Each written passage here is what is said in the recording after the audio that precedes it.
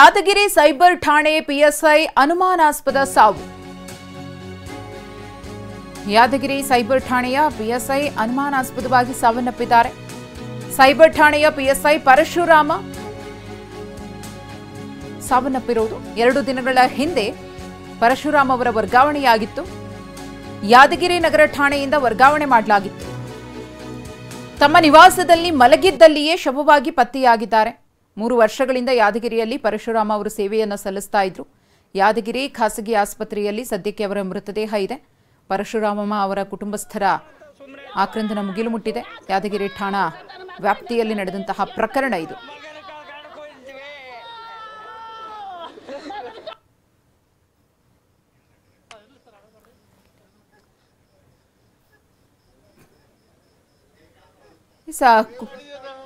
ಮೂರು ವರ್ಷಗಳಿಂದ ಯಾದಗಿರಿಯಲ್ಲಿ ಪರಶುರಾಮ್ ಅವರು ಸೇವೆಯನ್ನ ಸಲ್ಲಿಸ್ತಾ ಇದ್ರು. ಇದೀಗ ಏಕಾಏಕಿ ಅವರು ಮೃತ. ತಂದೆ ತಾಯಿಯಾಗುವುದು ಇನ್ನೂ ಕನಸೆ? ಅಪೋಲೋ ಫರ್ಟಿಲಿಟಿ ಮೂಲಕ ನಿಮ್ಮ ತಂದೆ ತಾಯಿಯಾಗುವ ಕನಸನ್ನು ನನಸಾಗಿಸಿಕೊಳ್ಳಿ. ಉಚಿತ ಆಪ್ತ ಸಮಾಲೋಚನೆಗಾಗಿ ಕರೆ ಮಾಡಿ 9953323196. ಅನುಮಾನವನ್ನ ವ್ಯಕ್ತಪಡಿಸ್ತಾ ಇದೆ. ಅವರ ಸಾವಿನ ಬಗ್ಗೆ ಕುಟುಂಬಸ್ಥರು ಕೂಡ ಸಾಕಷ್ಟು ಗಂಭೀರ ಆರೋಪವನ್ನ ಮಾಡ್ತಿದ್ದಾರೆ. ಪಿಎಸ್ಐ ಸಾವಿಗೆ ಕಾಂಗ್ರೆಸ್ನ ಶಾಸಕ ಕಾರಣವೆಂದು ಆರೋಪವನ್ನ ಮಾಡ್ತಿದ್ದಾರೆ ಕುಟುಂಬಸ್ಥರು. ಶಾಸಕ ಚೆನ್ನಾರೆಡ್ಡಿ ಪಾಟೀಲ್ ವಿರುದ್ಧ ಕುಟುಂಬಸ್ಥರ ಆಕ್ರೋಶ. ಚೆನ್ನಾರೆಡ್ಡಿ ಪಾಟೀಲ್ ಪುತ್ರ ಪಂಪನ ಗೌಡ ವಿರುದ್ಧ ದೂರು.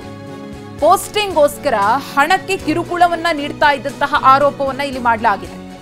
ಯಾದಗಿರಿ ಎಸ್ಪಿ ಸಂಗೀತಾಗೆ ಪರಶುರಾಮ್ ಪತ್ನಿ ಶ್ವೇತಾ ದೂರನ್ನ ಕೊಟ್ಟಿರೋದು. ಅವಧಿ ಪೂರ್ವ ವರ್ಗಾವಣೆ ಮಾಡಿದ್ದಾರೆಂದು ಕುಟುಂಬಸ್ಥರು ಆಕ್ರೋಶವನ್ನ ವ್ಯಕ್ತಪಡಿಸುತ್ತಿದ್ದಾರೆ. ಸರ್ಕಾರದ ವಿರುದ್ಧವೂ ಕೂಡ ಮಾವ ವೆಂಕಟಸ್ವಾಮಿ ಅವರು ಕೆಂಡಾಮಂಡಲರಾಗಿದ್ದಾರೆ. ಇದು ಕಾಂಗ್ರೆಸ್ ಸರ್ಕಾರಕ್ಕೆ ಮತ್ತೊಂದು ದೊಡ್ಡ ಮಟ್ಟದಲ್ಲಿ ಸಂಕಷ್ಟವನ್ನ ತಂದೊಡ್ಡುವ ಸಾಧ್ಯತೆ ಇದೆ. ಮಗಳು ಮದುವೆಯಾಗಿ 2 ವರ್ಷ ಆಯ್ತು ಸರ್. ಒಂದು ಮಗು ಇದೆ, ಗಂಡು ಮಗು, 2 ವರ್ಷದ್ದು. ಆಮೇಲೆ ಇವಾಗ ಮತ್ತೆ ಪ್ರೆಗ್ನೆನ್ಸಿ ಇದ್ದಾಳೆ. ಆ ಪ್ರೆಗ್ನೆನ್ಸಿ ಸಲುವಾಗಿ ನಿನ್ನೆ ನಾನು ನನ್ನ ಮಗಳನ್ನ ಡೆಲಿವರಿ ಸಲುವಾಗಿ ರಾಯಚೂರು ಕರ್ಕೊಂಡೋದೆ ಸರ್. ನಾನು ಅಣಿಬಾರನೋ ಆಕಿನ ದುರ್ದೈವನೋ ನಿನ್ನೆನೇ ಕರ್ಕೊಂಡೋದೆ. ಮಧ್ಯಾಹ್ನ ಸಾಯಂಕಾಲ ಕರ್ಕೊಂಡೋದ್ರೆ ನಾನು ಹೇಳಿದೆ ಬಾರಪ್ಪ ಪರಶುರಾಮ್ ಅಂತ ಹೇಳ್ಬಿಟ್ಟು. ಇಲ್ಲ ನಂಗೆ ಸ್ವಲ್ಪ ಕೆಲಸ ಅದ, ಆಮೇಲೆ SP ಅವ್ರ ಹತ್ರ ಪರ್ಮಿಷನ್ ತೊಗೊಂಡು ಬರ್ತೀನಿ, ನೀವು ಹೋಗ್ರಿ ಅಂತ ಹೇಳ್ಬಿಟ್ಟು. ಟೆನ್ಷನಲ್ಲಿದ್ದ. ನಾನು ಹೇಳಿದೆ ಯಾಕೆ ಟೆನ್ಷನ್ ಪಡ್ತೀರಿ, ಟೆನ್ಷನ್ ಪಡಬೇಡ್ರಿ ಅಂತ ಹೇಳ್ಬಿಟ್ಟು. ಈ MLA ಅವರು ನಮ್ಮ ಅಣ್ಣನವ್ರು ಹೇಳ್ದಂಗೆ MLA ಅವ್ರದ್ದು ದುಡ್ಡಿನ ಆಸೆ ಭಾಳ ವಿಪರೀತ. ಹೋಗ್ಲಿ, ಕಾನೂನು ಪ್ರಕಾರ ಎಷ್ಟು ವರ್ಷಕ್ಕೊಂದ್ಸಲ ಕ್ಲಾಸ್ 1 ಆಫೀಸರ್ ಟ್ರಾನ್ಸ್ಫರ್ ಮಾಡಬೇಕು, ಅದನ್ನೂ ಅವ್ರಿಗಿಲ್ಲ. IG-ಗಾಗಲಿ ಇಲಾಖೆಯವ್ರಿಗಾಗಲಿ ಆಮೇಲೆ ಬಂದುಬಿಟ್ಟು ನಮ್ಮ ಮಿನಿಸ್ಟ್ರಿಗಾಗ್ರಿ, ಹೋಮ್ ಮಿನಿಸ್ಟ್ರಿಗಾಗುತ್ತೆ.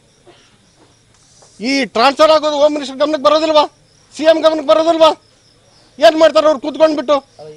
ದಕ್ಷ ಅಧಿಕಾರಿಗಳನ್ನ ಸಾಯ್ಲಿಕ್ಕೇನೆ ಇರೋದು.